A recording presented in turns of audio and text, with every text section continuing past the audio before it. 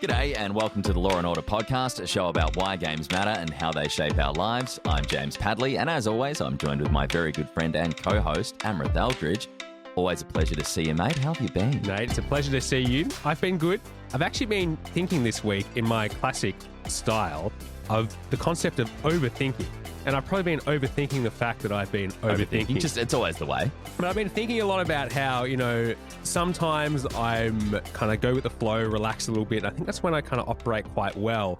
But I feel like I've been overthinking and over-optimizing a lot lately. Do you have an example? Well, a really good one was last week. I caught myself when I was driving here to yours to record the podcast. I went into Google Maps to just put your address in to look up the fastest route. And I'm like, bro, you live 8 minutes away and I drive here all the time. I know the quickest route. Yeah. So I was like, what's the point of me doing this? And I just caught myself doing it today. I literally opened Google Maps and then stopped myself. I was like, I don't need to do this. Yeah. And look, maybe I might save 30 seconds if I went on a different route just because of live traffic, but it doesn't really matter. No. And so it got me thinking as well. I started thinking about, well, what about gaming? I feel like this is something that happens all the time in gaming, especially in the modern day. We start to over-optimize things. And I know I do that a little bit.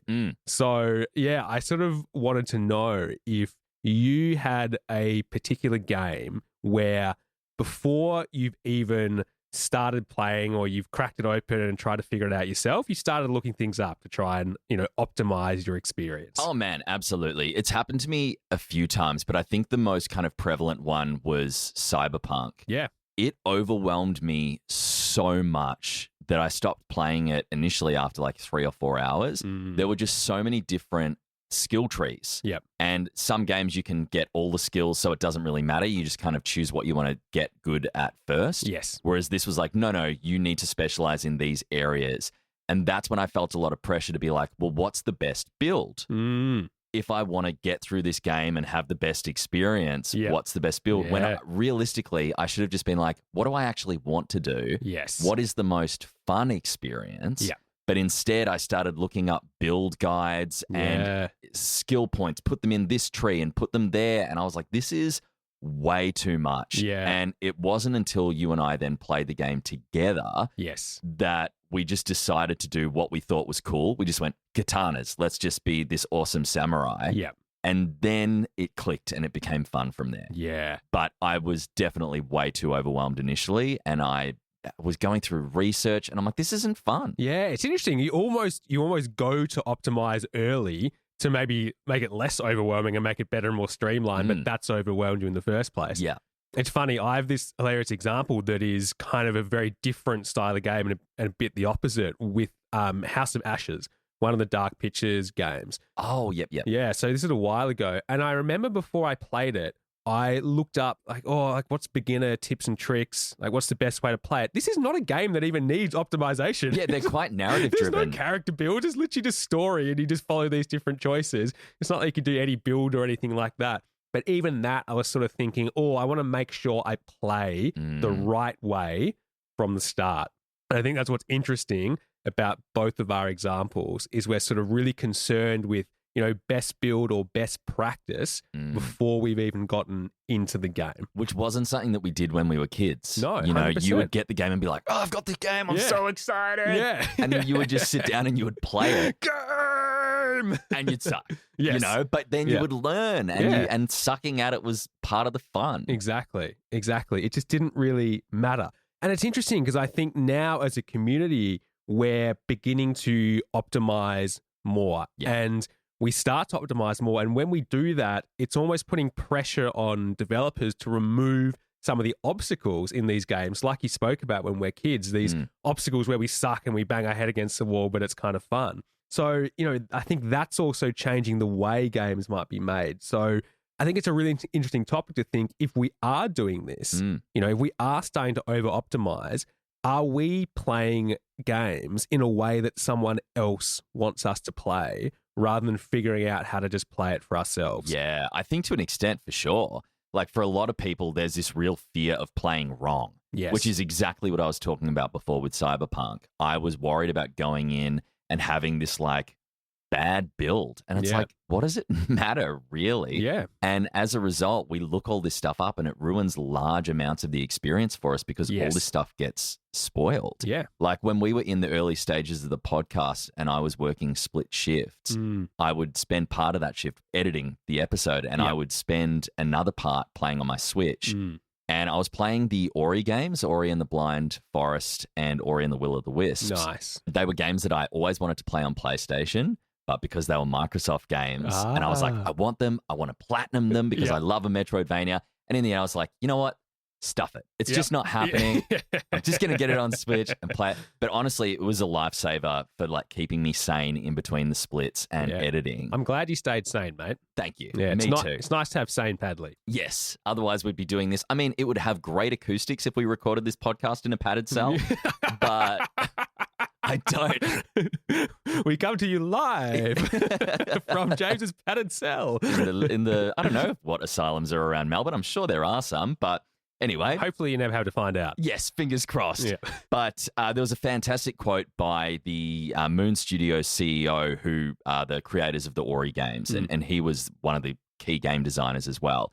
And the quote is, "Here's the uncomfortable truth. Players are very good at optimizing for short-term satisfaction, but they are incredibly bad at protecting long-term fun." Cool. I like that. And I think that kind of hits on what you're talking about as well. Like modern gaming has given us so much more information than before. We've got all the build guides. There's tier lists, walkthroughs, YouTube tutorials, and optimization tools. And they can definitely make us better players, especially now that we're older and engage with the game in a way that we might not have discovered when we were kids. Yeah. But as a result, I think they do also rob us of that surprise and wonder and experimentation and that kind of thrill. Yeah. And I guess it begs a question as well. Have we now become so experienced and trained to spot every mechanic and subtlety that we can now develop a sense of apathy and boredom for what should be fun and exciting for us? Yeah, I think so. Because we are almost so used to this optimization mindset. Like I got to find every single thing, or we spot all these mechanics so quickly that almost like the joy of discovering this is gone. And there are examples I'm going to mention later on about playing with players who aren't as experienced gamers. And it's just really different seeing how they react to those things. So it's a genuinely fascinating experience watching other people play. Yeah, and it's cool. And I think it's something, as I would say, when I say experienced gamers, it's people who are more serious, who play a lot of games, who have played a lot of games like us. I think it's a really interesting thing that we could all do with paying more attention to and learning a bit from there. Because I think now we are in this optimization mindset without even realizing it. Yeah, and it's interesting to know, like, when did that shift happen? Yeah. Because as kids, we bloody hated homework. Yeah, 100%. Yeah, it's so true. Like, we didn't enjoy it. Yeah. And now we're like, all right, this new game, this my hobby, this thing that I love has just released. What's the best way to go about this? Exactly. It's bizarre, and it makes you wonder when that shift kind of happened. Yeah. Because now when a game releases, we have all of these mediums telling us how to play it. Yeah. There are those like TikTok reels or YouTube videos being like, this is how you should do it. Here's the latest game guide on IGN. Don't miss anything. We've got a fully interactable map. Yeah. It's all there. Yep. And I think that's almost been part of that shift as games has become more mainstream, have become more accessible as the audience has grown. Because when games started out, it was almost a very niche hobby, right? Yeah. So they just didn't need to have all this. Whereas now we've just got so many people who are playing games and there's so much information out there, and the community aspect of it as well. Like, whether that's your YouTube tutorials or TikToks or online threads or discussion boards. Reddit obviously is a massive one. Yeah. Every game will have its own subreddit.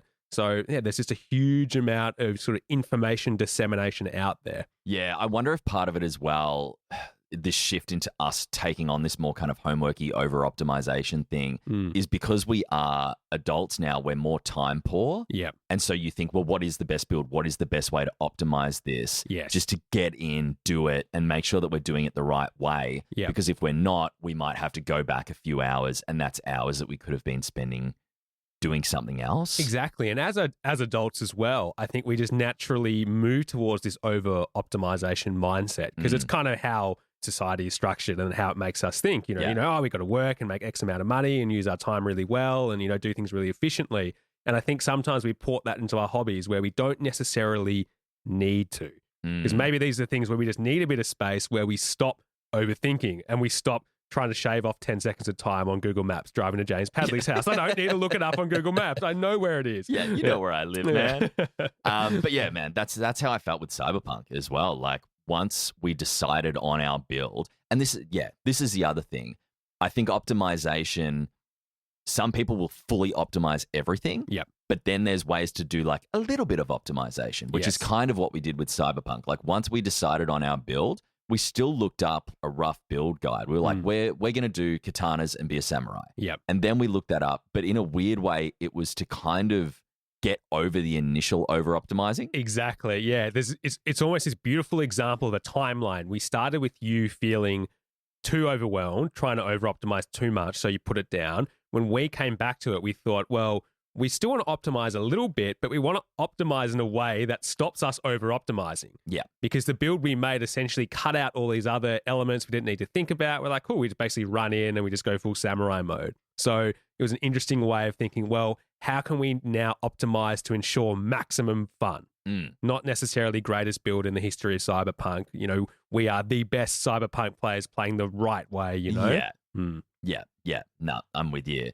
Yeah, I guess connecting to that kind of last point, like, we might feel the need to optimize as seasoned gamers, but do you think everyone feels like that? Like, I don't necessarily think little kids do, but do you think other adults do? It's interesting because I often think as seasoned gamers, we fall into the trap of thinking that we might sort of necessarily be the norm. But, you know, like we kind of spoke about in one of the previous episodes, the gaming population is going to hit 4 billion by 2028 across all different types of games, whether that's mobile or console or PC or whatever.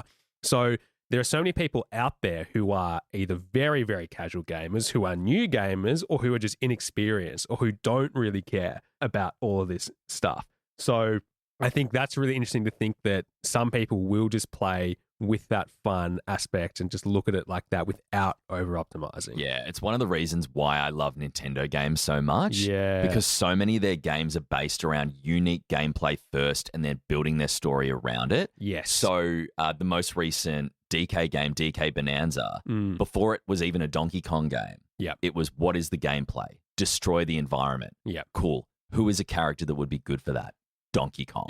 And a lot of the Mario games and previous Zelda games have all kind of come from, what is the gimmick, or what is the core gameplay mechanic that we want to build around this game? And then the story would come from it afterwards. And as a result, it's so heavily focused on the joy of discovery and exploration.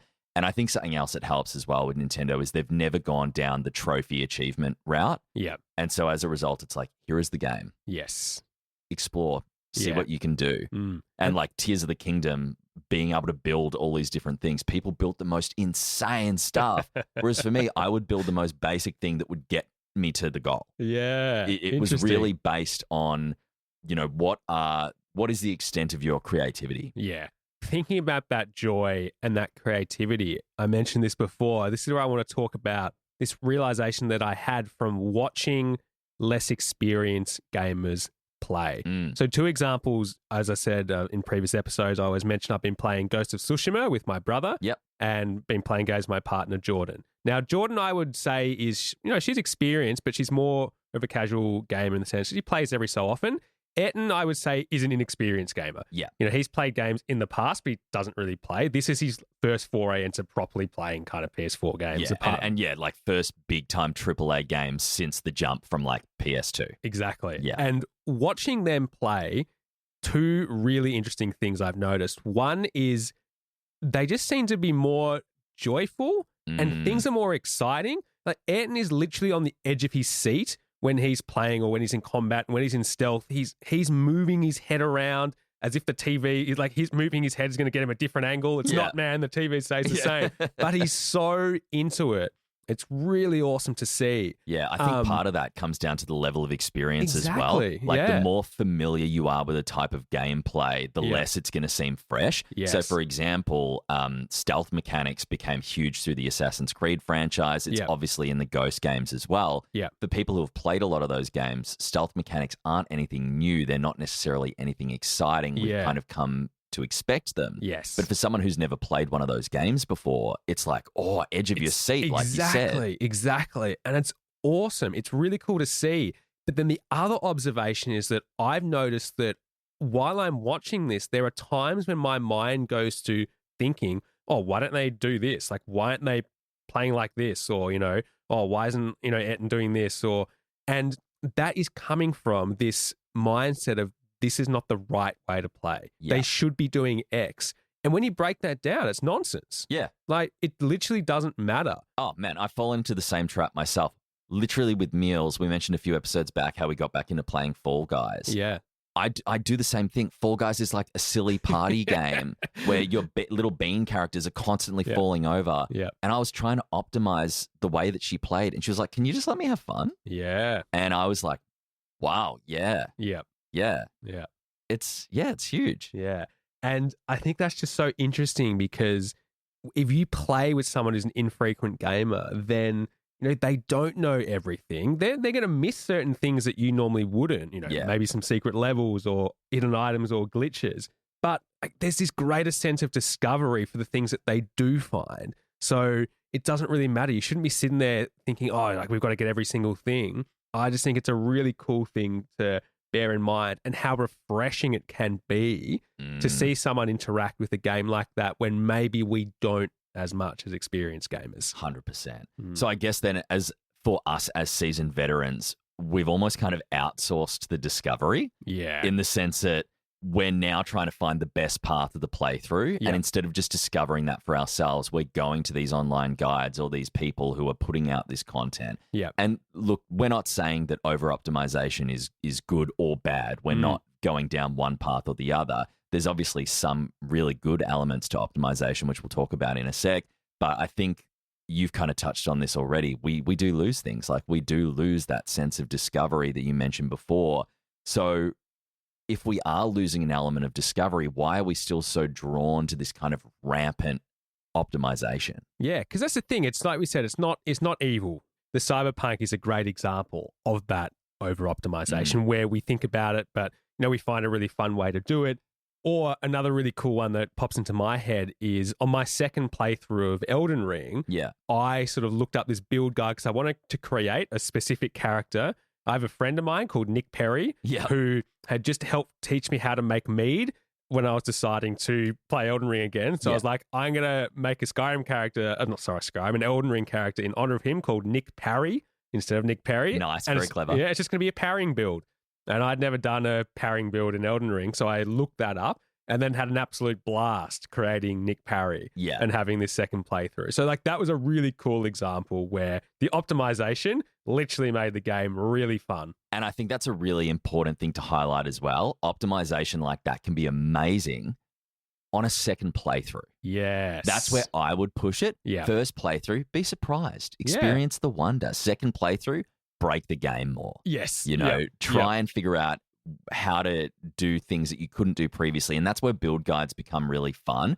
So for me, I'd say don't optimize initially, optimize later. Yes. And that's where The Witcher 3, our second playthrough, was so much fun. Yeah. Because we ended up making a build that was just so OP. Yes. Like you had looked up an alchemy build. Yep. And people in the world of The Witcher obviously fear witches. They see them as mutant freaks. Yeah.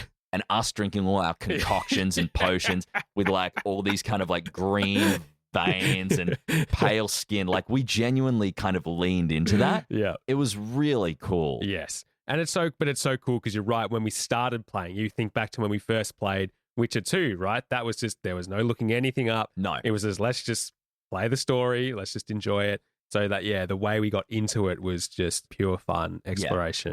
Yeah. And then, second playthrough was just let's break it, which was also incredibly fun for a completely different reason. Yeah. So, it can be fun and we are drawn to it. So we did want to sort of look at this week why we are so drawn to it. So we sort of found a bunch of different theories and articles that link these all together, and we sort of picked three of the key ones Yes. that we liked, that we sort of thought these really relate well to the games we play. Yeah. So we kind of wanted to run through these and talk about some gaming examples as we go. Yeah. Do you want to kick us off? Yeah. So the first one I wanted to talk about is information foraging theory. So You like a forage. yeah, I love a good forage. Yeah. I was actually talking about mushroom foraging the other day. Yeah. Yeah. And I had a friend of mine who went mushroom foraging and was talking about it. And as he was sort of talking, I was thinking, there is no way that I would eat the mushrooms that you forage. No, I couldn't trust it, Yeah. especially after the whole Aaron Patterson beef Wellington. It's just not a thing that I would trust anyone with anymore. Yeah, so, but this is not mushroom foraging theory. This is information foraging theory. But foraging is the clue. It comes from the idea of how animals forage for food.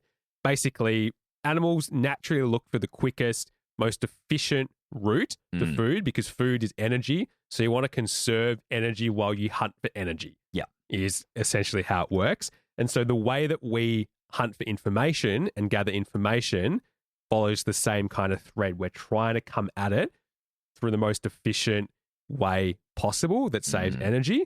And this is where with gaming, right, if we want to figure something out, we might think, well, I could spend 2 hours in the game trying to do it myself, or what's more efficient? Game guide. Yeah. I spend 1 minute on my phone looking it up and it's all there. It's all there, baby. It just gives you that information foraged nice and fast. For me, that's big for post-game cleanup. Like if there are certain collectibles, it's like I could spend hours going through entire levels, just searching every square meter trying to find this item. Yeah. Or I could just look it up and be like, it's here in that corner. Fantastic. Great. That's saved me hours of time. It's so useful. But admittedly, I have been guilty of looking up locations for items to avoid having to do a second playthrough. Yeah, I see. If I knew I wanted to go for the platinum beforehand, which definitely ruins part of the discovery as well. Yeah, I think so. I mean, I even thought recently how I did it with, I was playing Baldur's Gate 3. I was in a section of the game, Cazador's Palace, and there's a door that I couldn't open.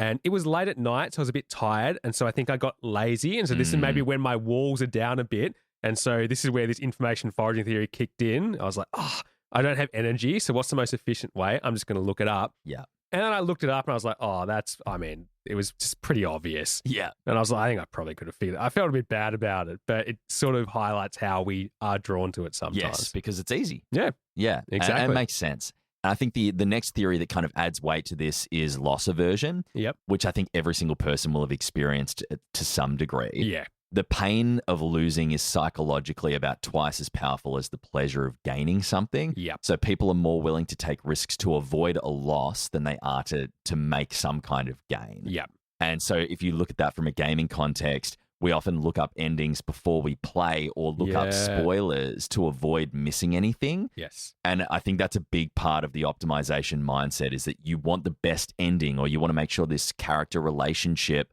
has the best dialogue outcomes or whatever it might be. Yeah. Have you experienced something like that? Yeah, actually, I've got an anti-example of that. Oh, okay. So like an opposite example, when I was thinking about this because when we were talking about House of Ashes, Dark Pictures games, Little Hope, sort of after I played House of Ashes. Yeah. And I thought, I don't want to look anything up. And I know this kind of game, some of your characters can die if you make the wrong choice. But I was like, screw it. I'm going to go in, I'm going to play it. I don't want to over-optimize here.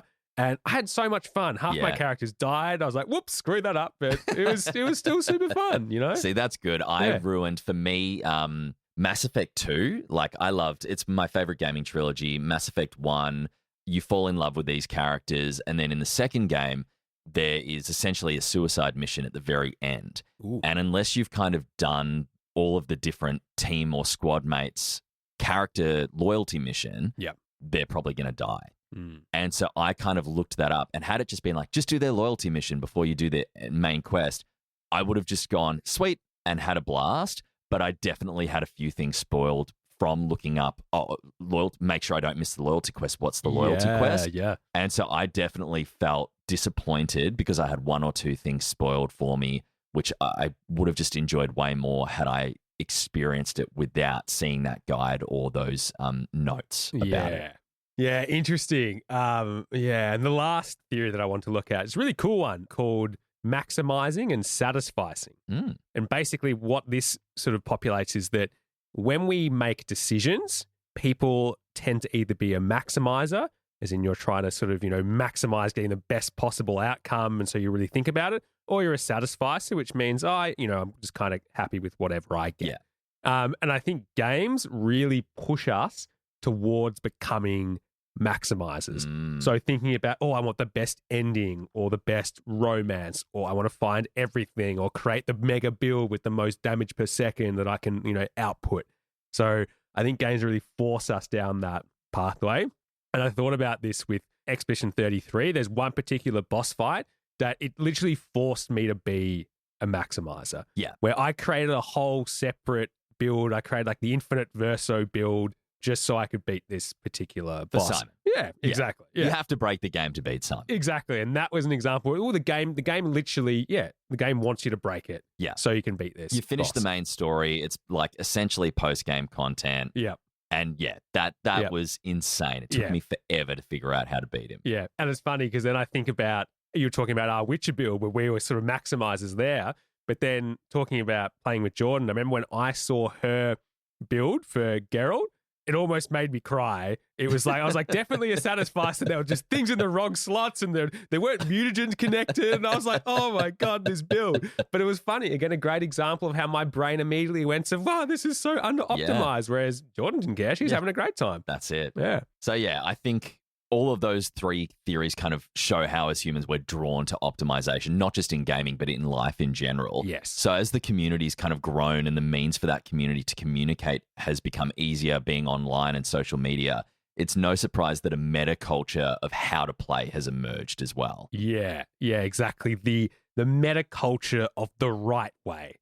Like, the Mandalorian, this is the way. Yeah. And that is very much, I think, how a lot of, modern games, the discussion kind of is. It's like, this is the right way you're playing. And if someone puts a photo, or I've seen this before in Reddit threads, for example, where someone has a photo and asks a question and you can see the build or the armor that they're wearing or something. And then people are just like, lol, look at that like terrible build. Yeah, just shit talking them. Yeah, because it's like, you're not playing the right way. Like, why aren't you playing the right way? And it's almost, it's not even that they're shit talking the person.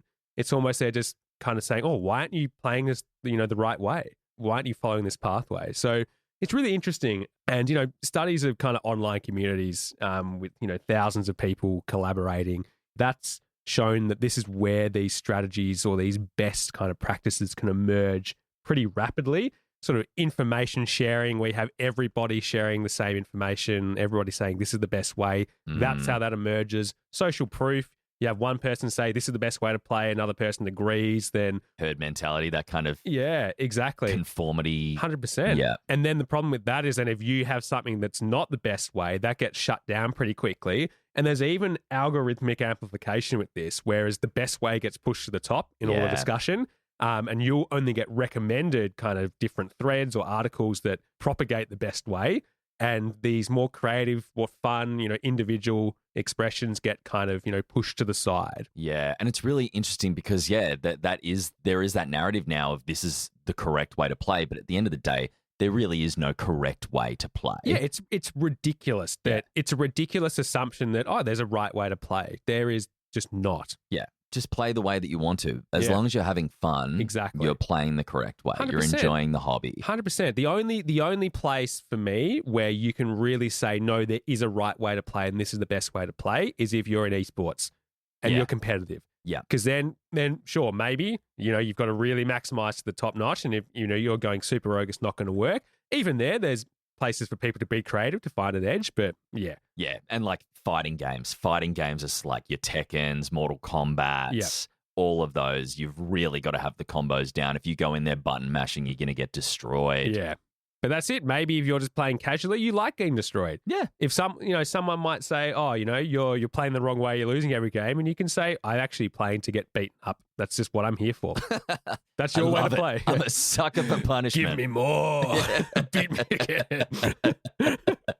It's like the BDSM of video games. Smash me, daddy. Oh my God. But yeah, I think that, as you said, that is more prevalent with those multiplayer or fighting games, League of Legends and that sort of thing. Yeah. But yeah, have you experienced that kind of metaculture yourself with any franchises? Or? Well, speaking of kind of like online competitive stuff, I really had this when I played Call of Duty So PS3, Modern Warfare 2, I played quite a lot. Yeah. And I'd often play with a friend of mine, Gordy. And Gordy was very, very good at Call of Duty. He was excellent. I was terrible, but I still enjoyed it. So when we played together, we'd often play the mode domination, which is kind of capture the flag. You know, you can run capture a base, the base can change hands. And so the whole kind of point of that mode is, you know, it's capture the flag. So I would play it and I would just run around and capture bases. Yeah. So my kill death ratio was terrible. I'd die all the time. And people would they'd almost like make fun of me for like, bro, stop capturing bases, because everyone else just played to kill each other. Yeah. It was not really about capturing the bases. And so the right way to play was to not capture bases. And it was kind of quite funny that I was playing the wrong way. Yeah. And people were sort of being like, oh, like, what's why are you this doing dude this? doing? Yeah, but Gordy loved it because he's like, I'll just run around killing and you just be capture based, man. Yeah. So yeah. Teamwork. Yeah. Ultimate teamwork. Yeah. So I just found that was a really interesting example of that, right? Yeah. And it's obviously not limited to multiplayer. Like I do feel like that multiplayer element really does push the meta and the right way to play. But communities ensure that single player games have things optimized down to a fine point as well. Baldur's Gate 3 is a perfect example. I got really overwhelmed by the idea of multi-classing characters. So when you start the game, all of your kind of squad mates are one class, but you can multi-class. And as soon as they kind of introduce that, I was like, oh, and this is coming from someone who plays D&D regularly and has for like over a decade. Yeah. I was just like, oh, but what if I multi-class wrong? Like, what are the best things? And like I looked them up, and the only one I ended up doing was Astarion into like a fighter rogue because it made sense and it got him an extra attack. Yeah. And I was like, cool, that sounds great. But everything else was just so overwhelming, and like, you got to respec this character into this and you got to respec that. And I was like, oh no. So yeah, I found that really, really overwhelming. Yeah. Yeah. It's interesting because when we have this meta of optimization, just sort of the last point I wanted to touch on here is that we mentioned it kind of earlier at the start, and there was that quote you had before with, does this optimization actually change game design too, or does it have the potential to? I think it absolutely does, right? Because developers know now, like when they're making these games, people are going to watch guides, they're going to min-max, they're going to try and break the game and find exploits. People data mine the game. So modern games are already going to kind of launch balanced around optimization, whereas older games assumed a greater level of experimentation. I think. Yeah. So yeah, it's really interesting thinking about it and thinking about whether it's good or bad. But regardless of that, the one thing that I did really want to touch on sort of before we wrap things up is looking at what happens when creativity and finding your own path disappears. Yeah. Because that's what I think the risk is with this over-optimization. Totally. And I have this great, I just wanted to touch on this. This is something you mentioned when you played Tunic. You mentioned this in a previous episode and how you went in completely blind and you kind of, you know, had your own like handwritten notes. Yeah, man, I have my notepad. Yeah. And it's just an awesome experience. But what would have happened if you didn't have your own path in that game? Would you have still found it so enjoyable and remarkable? Oh, absolutely not. Yeah. Like the joy and the reward came from that discovery and challenge of figuring it all out. And I think that's kind of the major thesis of this episode for me. Like optimization is awesome until it starts replacing that sense of discovery and fun. Yeah. And the thing that made Tunic fun for me was taking the time to write down, like draw little grids and find the things in the instruction manual and solve the ultimate puzzles. That was the big enjoyment factor for me. Yeah. And it's so interesting because like what do we really lose when we forget about discovering our own way to play and just follow a manual and follow advice? And I really want to touch on an example which we'll be familiar with for our time in education, but it's the generation effect, which sort of talks about the importance of generating information and experience from your own mind rather than following someone else's path or following someone else's guide. Yeah. And so when we actually generate answers from our own mind, what happens then is we remember it significantly better than if we simply read the same information presented to us from another source. Yeah. So the act of producing the answer ourselves, not the correctness of it, is what drives memory advantage and retention and interest. And so this has been around since sort of the late 1970s, and it's been replicated in hundreds of further studies. It's one of the most kind of robust kind of findings in memory research over the last 20 to 30 years. And I think it really highlights the importance of us discovering and generating our own path and experience within games, at least before you begin to optimize and look at guides. Because maybe you do that at some stage, and that's fine. That can be really fun. But if we generate our own way to play first, and we figure out the game, we solve puzzles ourselves, we discover certain things, we stumble on hidden areas, it creates a much stronger, longer lasting memory, which is why I think we enjoy it more. And honestly, I think that's why we remember these childhood games of ours so fondly, when sometimes we forget about games we've played in recent years, which might be more engaging or more fantastical or anything like that. Totally. There's that element of nostalgia because, we had so much time to experiment and discover things. And imagine finding a hidden cave yourself in a game versus watching a video called Top 50 Hidden Secrets in X Game. Like, you technically still discover the same cave, but only one of them becomes a memory. The other's just information that you found online.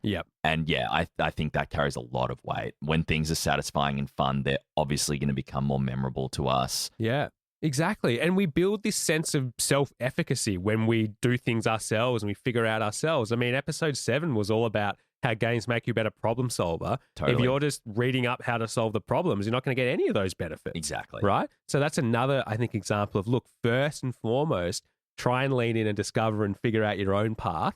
And then if you want to over-optimize and you find the fun in that, then do that. But give it a go first, you know? Because that's it. At the end of the day, why are we playing games? It's because it's fun. It's our hobby, and we're generating memories, and we have those fonder memories from when we were younger as well. And so we need to make sure that we don't lose that. We don't lose that childlike discovery and wonder. If we over-optimize it, it's just kind of ticking things off a list for the sake of it. And I think you need to really find the right balance. So speaking of the right balance, as is our style, I think, we talk about how games aren't bad, right? Or games aren't black and white. Yeah, games aren't black and white. Optimization isn't necessarily bad. Like, communities and forums aren't necessarally bad. But can you imagine if it's like games are bad? Everything is bad. It's like we're doing a gaming podcast and everything sucks. That'll be like our final episode. We can really just go hard and burn all our bridges. but so sometimes we need to optimize a little bit. Totally. Whether that's for accessibility to help us get into something a bit more, or we're running out of time constraints, or we don't want to play a second playthrough, or the optimization can be fun with the replayability aspect or a second playthrough. Competitive online stuff, like you said before, we might need a little help finding that edge. 100%. But I think we need to always ask ourselves, what experience are we trying to have? If we want mastery, then maybe we try and figure out our own path to mastery and have optimization as the backup. But if we want to, have that new player feel and, experience that excitement, then we need to protect that uncertainty a little bit more. Totally. So with that in mind, the side quest for this week, think about the kind of questions that we've talked about just before. We want to encourage you to at least begin your next game without going into full-blown optimization mode and following the meta best way to do something. So write one of these things down in your phone or on a sticky note or whatever. Put it into the next playthrough that you do of the next game. And it's just a little bit of a reminder to challenge yourself to do this when you start out a new experience without falling down that optimization pathway. So pick one that best applies to you. I will not look up any best build advice. I will not look up the solution to a puzzle on the first time trying to solve it. I will not reload a save because the outcome wasn't perfect. I will play with the weapon that I find the most fun, even if it's not the statistical best weapon. That's one that I fall into all the time. I will accept imperfect choices and make the in-game decisions I feel like in the moment. And I will let myself miss content. I think that's the scariest. Yeah, I love that though. I think that's, if you can just, really stick with one of those that speaks to you and give that a go, I think that'd be awesome. And if you're like, oh, bro, way too easy, give me the mega hard mode, we can dial it up. You can go on ultra hard death march mode for your side quest, and you can write down, I will play my first playthrough completely blind, and I will not look anything up. Oh, and that is the ultimate sense of discovery. Probably will be the most satisfying thing for you as well. Yep. It generally is for me. Yes. I think for me, when I go in blind, I end up having the best experiences. Yep. But yeah, it's such a hard habit to break. Yeah, it is. It is. But I think it's an important one to do, to remember, hey, how exciting can this be? And how can we make sure we bring that back? Absolutely. And yeah, going back to that Thomas Mahler quote that players are very good at optimizing for short-term satisfaction, but they're incredibly bad at protecting long-term fun. Yeah. I think as gamers, we just need to make sure that we do have an eye on protecting fun. We don't want to become jaded, cynical gamers. Exactly. And I often see that sometimes when I'm hanging out in Reddit threads and forums, that people will often make the comment like, oh, why don't games feel the way they used to? Or, why aren't those fun anymore? And I honestly think this might be the answer that they're looking for. Yeah, I think, the best gaming memories often aren't the ones where we made the perfect build or got the best ending. They're the moments where we got lost and we made mistakes, or we chose the wrong weapon, and we somehow stumbled into a story that belongs completely to us. Yes. And yeah, because at the end of the day, optimization can make you more efficient. Discovery makes the experience uniquely yours. Yeah, 100%. And that's so important because the optimization hasn't ruined gaming at all. I think it's just become our default. But, every time we choose that route of efficiency, we give up on surprise. And every time we follow someone else's path, we lose that chance to create this awesome, lasting memory of generating our own experience, our own path. So I think it's important to bear that in mind, especially when you're starting out with a game that you haven't played. Think, hey, how can I have as much fun as someone who's just getting into gaming? Oh, yeah. I love it. Well, thank you, everyone, for tuning in, as always. If you want to hit us up on Instagram or TikTok at Law and Order Podcast. And until next time, have a goodie. See you later.